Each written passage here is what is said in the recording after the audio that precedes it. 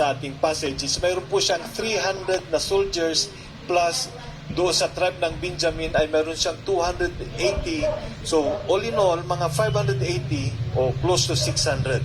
So, mayroon siyang mga trained professionals. Mayroon siyang, 300,000 and 280,000. So, mayroon siyang around 580,000 na mga soldiers. These are trained na professionals, trained soldiers.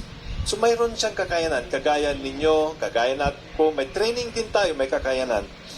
And then one time, meron ding isang person, leader, whose name is, he's Sarah, he's an Ethiopian leader, na meron na he tries to, he wants to conquer, or gusto niya kalabanin si Asa.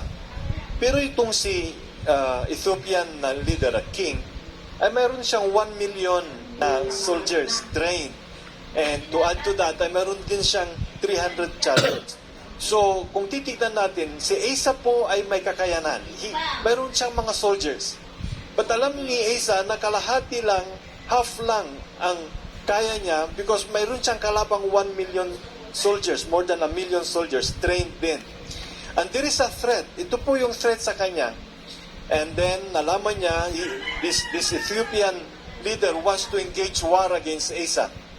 At kung titignan po natin doon sa story, ay pumayag po si Asa, nag-deploy siya ng kanyang mga armies, nilagay niya lahat yung kanyang mga armies because wala siyang magawa. He will fight, he will face this challenge nitong Ethiopian leader.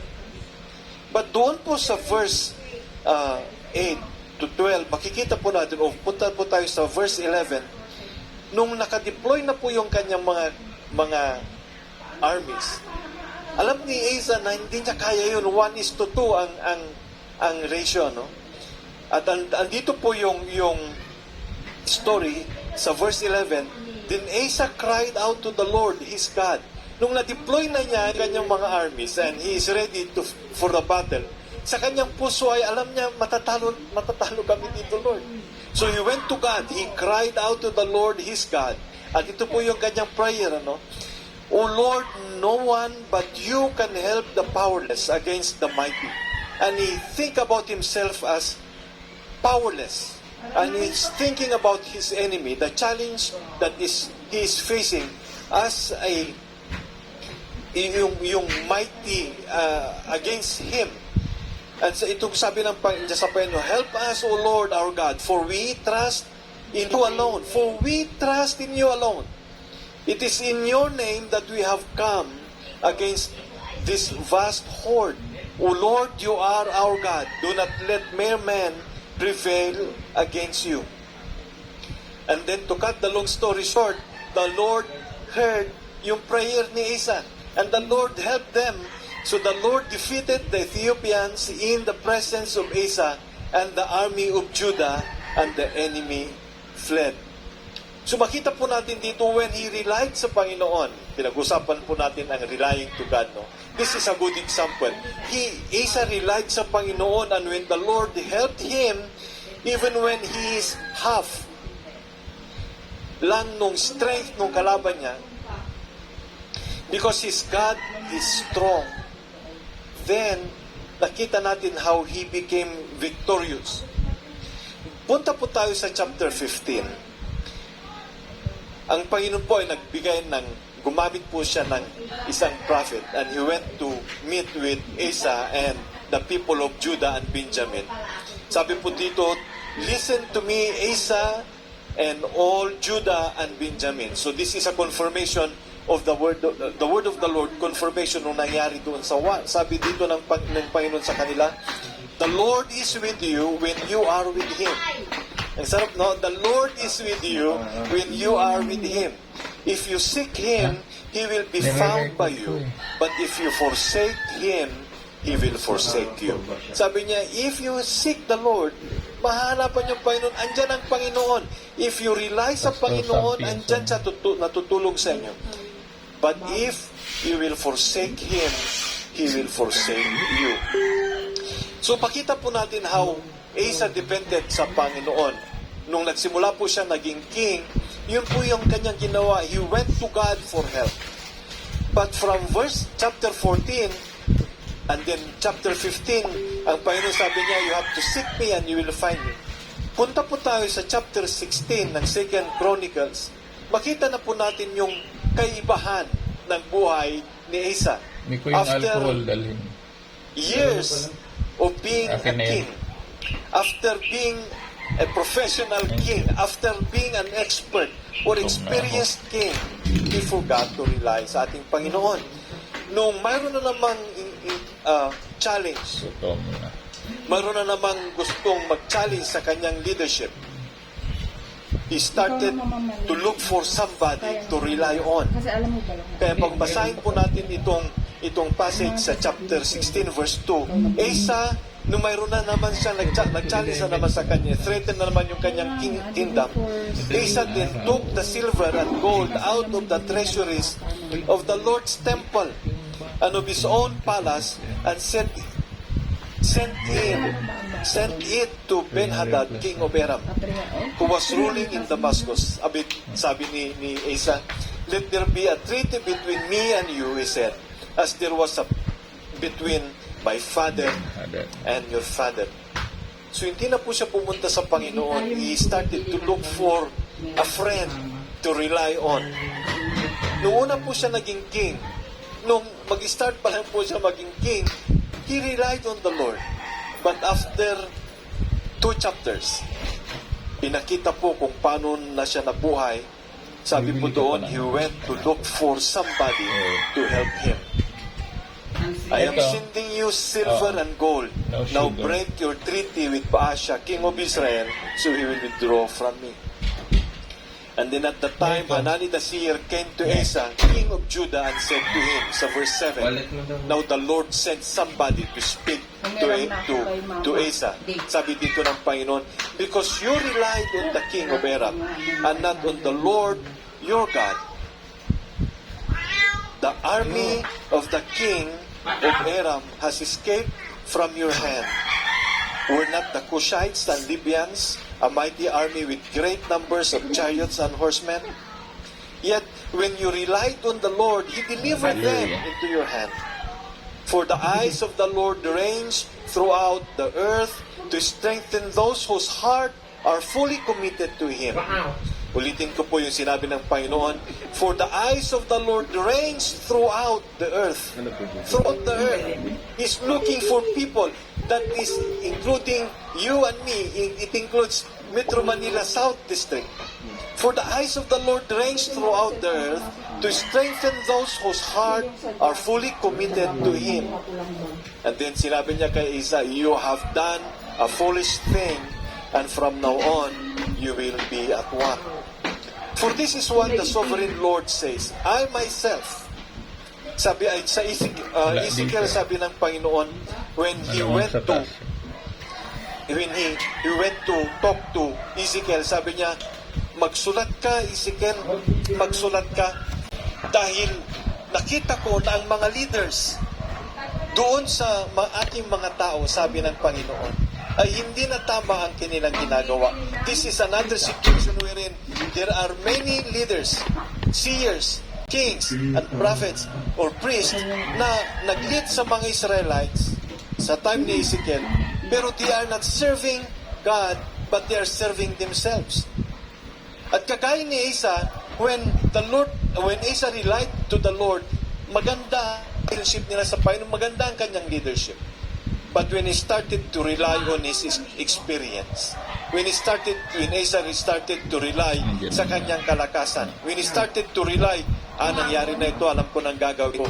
When we start to rely on our experience and strength, kagaya tayo ni Asa, hindi tayo pwedeng matulungan ng Panginoon, because what the Lord is looking for are people who are committed to rely sa ating Panginoon. And then we go kay Ezekiel. During that time, ang Panginoon, masakit ang kanyang kalooban dahil nakikita niya yung kanyang mga anak, yung Israelites, na they were abused by tinatawag niyang hindi magandang shepherds. At sabi niya kay Ezekiel, isulat mo ito, Ezekiel, because I will remove all these leaders who are not committed to serve me sa aking mga anak. And this is sa sinabi ng Panginoon sa Ezekiel chapter 34 verse 11 to 12. For this is what the Lord, the sovereign Lord says, I myself will search for my sheep and look after them. As a shepherd looks after his scattered flock, when he is with them, so will I look after the sheep. Why will I rely sa Panginoon? Why will you depend sa Panginoon? Kagaya ng question natin kay Isa, nag-depend ka na kasi kay Lord noon, bakit mo nakalimutan? And all of us, we might be forgetting something now, at napakaganda po yung yung inyong theme, dependence, and we focus sa dependence upon God. Bakit kaya tayo mag-depend sa Panginoon? And we will confine some reasons dito po sa ating passage sa Ezekiel chapter 33 hanggang 34. We will look for the heart of God as a shepherd, as a leader. We will limit on po the heart of God as a leader. Why will I depend sa Panginoon as my leader? Why will I depend sa Panginoon as my leader? Nakita po ninyo na ang Panginoon, He has a good intention sa atin, sa kanyang nasasakupan. He has a good intention, best intention para sa ating lahat. At makita natin ngayon, what is the heart of God as a shepherd? Why will I rely upon Him? He is concerned sa akin at sa inyo. Ang napakaganda po sa shepherd natin, sa leader natin. Gusto kong bigyan ng emphasis yung leader. God is also a leader. His heart as a leader, as a shepherd, is that He is willing to bless you. He is willing to come and help. And He is also able. He is also able. These are two things that we can see about God. He is willing, as a shepherd, He is willing to help His sheep. And He is able to help His sheep. I am willing, pero yung walang ability, then hanggang willingness na lang. Even if there are leaders who are able, but some leaders who are able are not willing. But the good thing with God is that, perfect thing about God is that He is willing and He is able. Pag-isabi nyo nga po, my God is willing to help me and my God is able to help me. Sabi nga ng Panginoon, taste and see that the Lord is good. Experience. And as we look at this intention ng Panginoon, mga situations, can you just make an evaluation of your situation today? Make some assessment sa inyong situation today. And then respond to this message because we will be discussing why we will rely sa ating Panginoon. Doon, confined po doon sa Ezekiel chapter 34. Isa sa mga reason why we will rely sa ating Panginoon is He will rescue and save you. As a shepherd and a leader, my God is willing to rescue me. My God is willing to save me. So I need to depend sa aking Panginoon. Doon po sa passage, sabi doon, I will rescue them. This is the heart of God. I will rescue them from all the places where they were scattered. Ang ganda, no? ng heart ng Panginoon para sa atin. This may be for the Israelites. But His heart for the Israelites, His people, is the same heart for us. And if we can rescue them, then we can also adopt this heart of God. He is able and willing, He is willing and able to rescue me. I will rescue them from all the places where they were scattered on the day of clouds and darkness. It means that when we are in a difficult situation, the Lord He is willing and can rescue us and can save us. When we are experiencing yung helplessness and trouble, sabi ng Panginoon, I will rescue them. I will save them. He's talking to you right now, I will rescue you and I will save you. And so to all of us who are listening, are you in a difficult situation? Kagaya ng sinabi ko kanina, you can respond and think about your situation. Kailangan ko talagang, Panginoon, I am in a difficult situation. Lord, I am now experiencing helplessness and I am in the midst of trouble, Lord. Another thing that the Lord can do, another reason why we need to depend upon God is He will not only rescue you, but i-juggle niyo po yung word, yung letters ng word na rescue, comes the word secure. Alam niyo po ba ng Panginoon, He is willing and able to secure you and me. He is my shepherd, He is my leader, and as I depend sa aking Panginoon, I know this reason. He is willing and able to secure me. Sabi po doon sa following verses, sabi ng Panginoon kay Ezekiel, I will bring them out from the nations and gather them from the countries, and I will bring them into their own land. They will no longer live in uncertainties. I will make a covenant of peace with them and rid the land of savage beasts, so that they may live in the wilderness and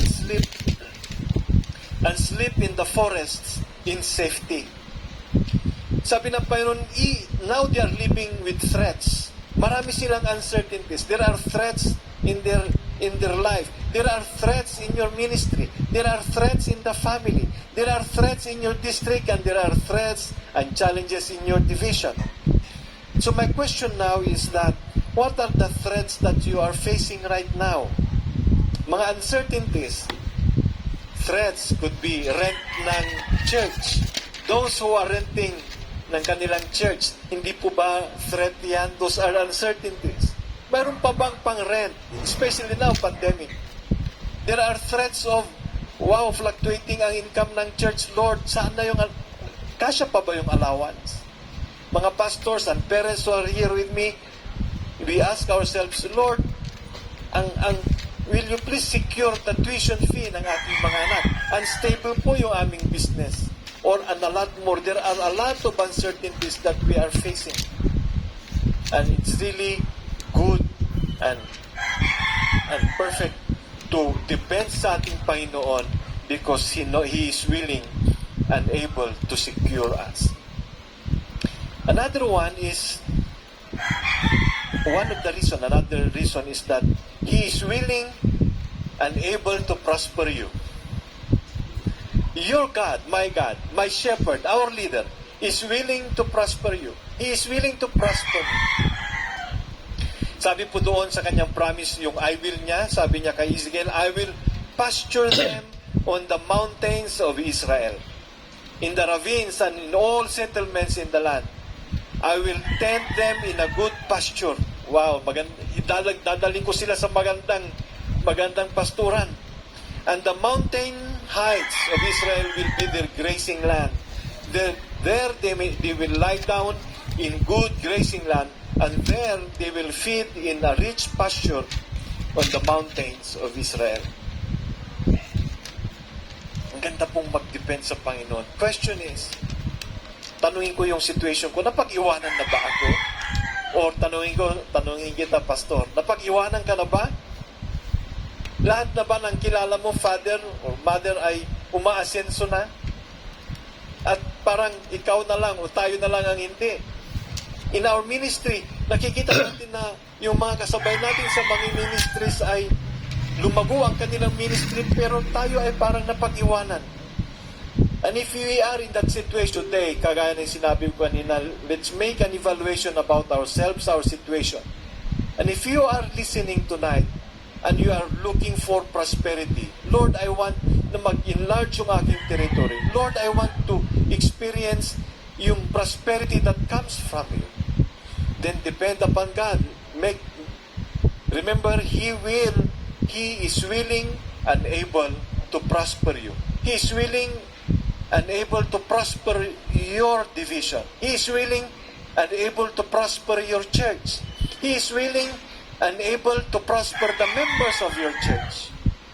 He is willing and able to prosper your family. He is willing and able to prosper your children. And that is one of the reasons why we need to rely sa ating Panginoon. Mahirap bang makawala sa hirap? Parang yung kasabihan na kakambal na natin ang hirap. Kung saan man tayo pumunta, andyan na yung hirap. Try to depend sa ating Panginoon. That is the heart of our shepherd. He is willing and able to prosper each one of us. Another reason why we need to rely sa ating Panginoon, doon pa rin sa passage sa Ezekiel chapter 34, is that He will give you peace. He will give you peace. Sabi niya doon, I myself will tend my sheep and have them lie down, declares the sovereign Lord. Sabi ng Panginoon, I will tend to my sheep. I will look after them. Ang ganda po, ano? Hindi na lang po tayo isi-secure ng Panginoon, but I will make sure that they will lie down. I will make sure that they will find rest. They will have peace. At hindi sila madi-disturb. Think about mga flock of sheep na may mga disturbance. They cannot go, walang peace, they cannot go to sleep. And ganun din po tayo. There are times when we do not have peace in our hearts. We are always living in fear. And I ask myself, you ask yourself, ako ba ay may portion sa buhay ko na mayroon na pong toxic fear? Am I now living in fear na hindi na ako nag-enjoy sa aking buhay na Kristiyano? Or I'm no longer enjoying in my ministry as a pastor. I'm no longer enjoying in my life as a superintendent because of this fear. I'm worried. Masyado na akong worried. Naubos na ang... This is just a question, no? Kinakabahan ka ba dahil naubos na ang member sa church? Parang on and off ang service. At habang nag-off ang service at online, pagka nag-gather ay parang marami nang wala. We are living in fear. Asan na yung mga members sa church? But we want the Lord to give us peace. The peace that, sabi po doon ni Paul, the peace that transcends all understanding will guard the heart of each one. Dependence upon God, one of the reasons is He will give you peace. He is willing and able. Gusto kong ilagay po natin lagi yung He is willing and able to give us peace. Another reason, coming from the passage, He will heal and strengthen us. He is willing and able to heal and strengthen us. Sabi ng Panginoon as a shepherd, sabi niya, I will search for the lost and bring back the strays. I will bind up the injured and strengthen the weak. At hindi po natin may pagkakaila na karamihan sa atin, we experience some kind of sickness or illness. Or we need healing. And my question today is that, do you see yourself na kailangan ng healing? And if you are in need of healing, what kind of healing? Yan ba ay physical healing? But there are people who are healthy physically, but in their heart, they are sick. Ang daming sama ng loob. Emotionally sick. Ang daming insecurities. Ang dami pong hirap. Sabi nga nila, yung na-tortured ang mind. Ang dami po natin kailangang ma-heal. There are healings that are needed in the church. Relationship, healing sa relationship, healing sa ating finances, healing as a result ng ating ministry. And if you are a pastor today, I believe that you have something na kailangang ma-heal. As a result ng maraming bagay, ministry and people around us. Sabi ng Panginoon, He will come to us, He will look for us, and He will bind up the injured and strengthen the weak. Yung mga napapagod na po sa ministry, sa family, napapagod na po sa work, God is willing and able to heal and strengthen us. And if you are that person, can you make a check doon sa reason na ito? I need you, Lord, because I need healing. I need you to strengthen me. I need you to strengthen me. God as a leader, He is also willing and able to look after your welfare. He is willing and able to look after your welfare. Yung well-being. Sabi niya, I will shepherd the flock with justice. Yung mga naapi na hindi sila, sabi niya, hindi sila nakakalaban doon sa malalaking ship na tratrample na lang sila. I will judge between them. I will take care of those who cannot take care of themselves. I will see to it that all the flock ay naaayos. As for you, my flock, this is what the sovereign Lord says. I will judge between one sheep and another, and between rams and goats. It is not enough for you to feed on the good pasture. Sabi niya, papakainin ko kayo, but it's not enough for you to be eating yung masasarap na pagkain, and you will enjoy my presence. But I will see to it na sa kabuuan ng buhay niyo, holistically, I will see to it that you will be taken care of. He is willing to look after my welfare, and He is willing to look after your well-being. This is the truth that brings me to this situation sa buhay ko, sa buhay niyo. And the question, fair ba ang buhay? Or nanggaling na ba sa lips natin na life is unfair? Naririnig niyo na po ba yan? Life is unfair.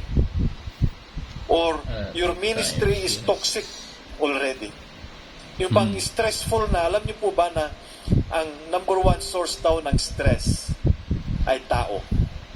If you are exposed to people, stressful po yan. And to us leaders, if you are exposed to many people, nakaka-stress po yan. And so the ministry now becomes toxic.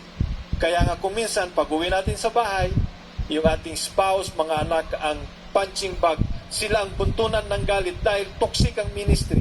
And this is not the kind of life the Lord ay gusto niya sa atin. Yes. Is life unfair? Unfair bang buhay? Lord, ang dami kong ginugol na oras sa ministry, pero parang unfair, Lord. Ba, isa lang na pagkakamali.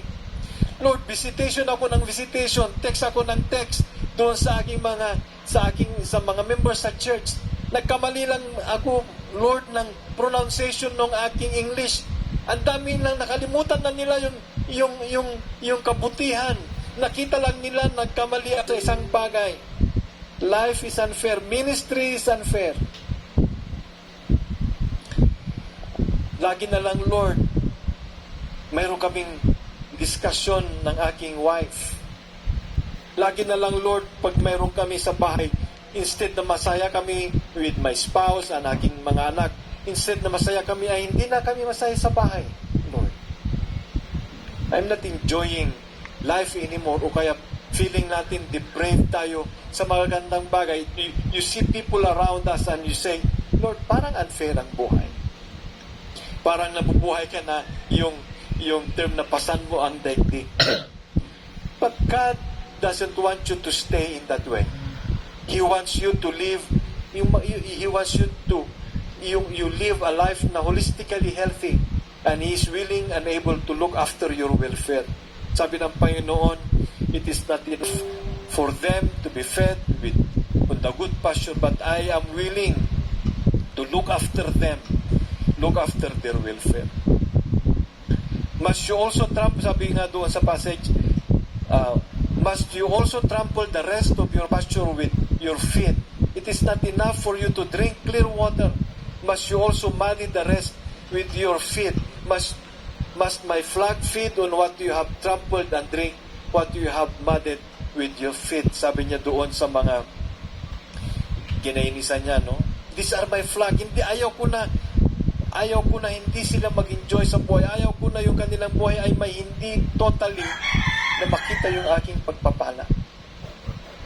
And then, hindi na lang siya titingin sa ating welfare, but He is willing and able to protect and defend you. Sabi po doon ng Panginoon, doon pa rin sa Ezekiel chapter 34, I will save my flock, and they will no longer be plundered. I will judge between one sheep and another. Sabi dito ng Panginoon, I will save my flock. And if itong aking sheep na ito is being harassed, sabi niya, I will judge kung itong sheep ko na ito is harassed at siya ay taken for granted o kaya taken advantage of, I will defend. And the question ngayon with this thing that the Lord can do, itong protection at He will defend. Tanong ko sa bawat isa ay, palaban ba kayo? Palaban ba ako? O palaban ka ba? Are you a fighter? Do you love fighting for your rights? Hindi po pwede. Rights ko yan eh. Hindi po pwede. Saan yung justice? Alam niyo po ba na there are times when we used to fight for our rights. We fight for our rights. Kaunting bagay lang, hindi po pwede yan. And we fight back. Alam niyo ba na para bang we are living na walang shepherd? Parang initsapwira natin ang Panginoon. Ito yung message ng Panginoon. If you continue to fight for your rights, it is as if wala na ako sa buhay ninyo. So mga pastors and fathers and leaders, if we continue to fight for our rights, hindi na natin makikita ang arms of the Lord who will protect and defend us. So tonight, will you please allow to protect and defend you? If the enemy comes to steal, to kill, and to destroy you as a person, rest assured that God, your shepherd, is willing to protect and defend you. If there are people na mayroong hindi magandang inisip para sa inyo at gusto kanilang mahulog, napakaganda pong itong assurance. He will protect and defend you. If there are people who tries to destroy your ministry, if there are people who tries to destroy your family, if there are people or the enemy himself tries to destroy your children, depend upon the Lord because He will protect and defend you and your family and your church and your division and your district. It's time to allow God to defend us. Another one is that He will establish you. God will establish you. Sabi dito ng Panginoon, I will make them and the places surrounding my hill a blessing. I will make them and the places surrounding my hill a blessing. He will establish you from some nobody to somebody. You will become a blessing. I will send down showers in season. There will be showers of blessing. The trees will yield their fruit and the ground will yield its crops. The people will be secure in their land. I will provide for them a land renowned for its crops, and they will no longer be victims of famine in the land or bear the scorn of the nations. Then they will know that I, the Lord their God, am with them, and that they, the Israelites, are my people, declares the sovereign Lord. Alam niyo po ba, your shepherd, your God, our leader, His heart is that He is willing and able to establish you and me. Alam niyo yung walang reputasyon tayo noon. Pagka tinignan nila tayo, parang people will look down on us. Alam niyo yung pag may na-meet kayong friend, mga long-time friend, at hindi magandang testimony nyo noon, hindi magandang grades, hindi magandang buhay, hindi tayo makapagsalita ng maayos, hindi nga natin ma-express yung ating sarili. And when we meet them, titignan ka sa paa, ulo hanggang paa, and they look down on you at sasabihin sa isip nila na, wala, ganito ang tao na ito. Ganito siya noon. But when we depend upon the Lord, He will establish us. Mamamangha sila because of the wisdom that the Lord will give to us. Yung bang may nagsabi noon, paano lalago yung church na yan?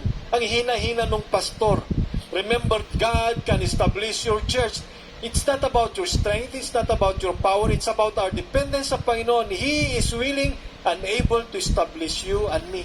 We cannot establish our church. But God is willing and able to establish you, your family, your children, your church, your division, and your district. Because God is willing and able to establish you. He is our God. Those are the reasons that we need to depend sa ating Panginoon. Sabi ng Panginoon, I myself will be a shepherd to them. I myself will be a shepherd to them. At ito po yung nakita ko doon, yung obvious. When you study yung passage sa Ezekiel chapter 34, these are just few of the obvious things na nararamdaman ng Panginoon para sa atin. Sabi niya, He is willing, I am a shepherd. And to sum it up, sabi niya, I will rescue them. He is willing and able to rescue you and save you. Ulitin ko po, He is willing. Ulitin ko po yung phrase na yun. He is willing and able. And then ulitin po natin lahat itong mga bagay na gagawin ng Panginoon. This is the heart of our shepherd. He is willing and able to rescue and save you. He is willing and able to secure you. He is willing and able to prosper you. He is willing and able to give you peace. He is willing and able to heal and strengthen you. He is willing and able to look after your welfare. And He is willing and able to protect and defend you. And lastly, He is willing and able to establish you. You may be experiencing some difficulties sa buhay, and we can relate sa lahat ng mga bagay na ito. If you can identify sa mga bagay na ito na prinamis ng Panginoon, if you can identify, can you make a check doon sa mga nailagay na yan na promises ng Panginoon? What is your status today? Saan sa mga offer ng Panginoon dito ang kailangan natin? It's time for us to depend sa ating Panginoon. Kagaya po ng sinabi ng Panginoon, the Lord is looking for someone. He's looking for hearts. He's looking for pastors. He's looking for parents. He's looking for leaders whose heart depends on Him, and He will show Himself to them, and He will help them. Today, this should be enough reasons why we need to depend sa ating Panginoon. Why we need to depend sa leadership ng ating Panginoon. Because He is our God, He is our leader, He is our shepherd. And to all those promises na na-mention niya doon po sa Ezekiel chapter 34, ito po yung description ng ating shepherd. He is willing and He is able. So may the Lord continue to bless you. May the Lord continue to prosper each one. And may the Lord see our hearts na mag-depend at mag-rely sa Kanya, because He is willing and able to come and help us sa ating mga pangangailangan. Amen. Diyan po nagtatapos yung ating part 1, and part po ng ating group discussion later on as we respond po dito sa ating topic about dependence on God. Can you just answer this question doon po sa inyong breakout group?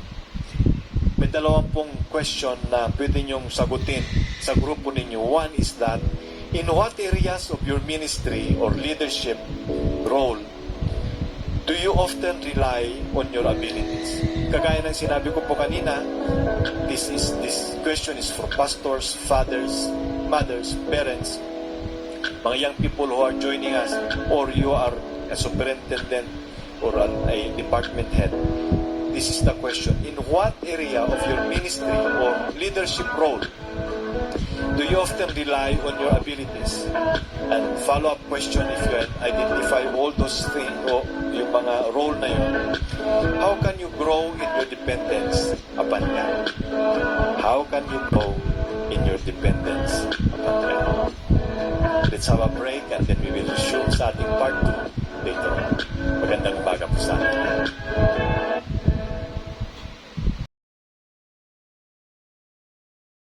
Glory, glory, glory to God for the wonderful message, Pastor Sam.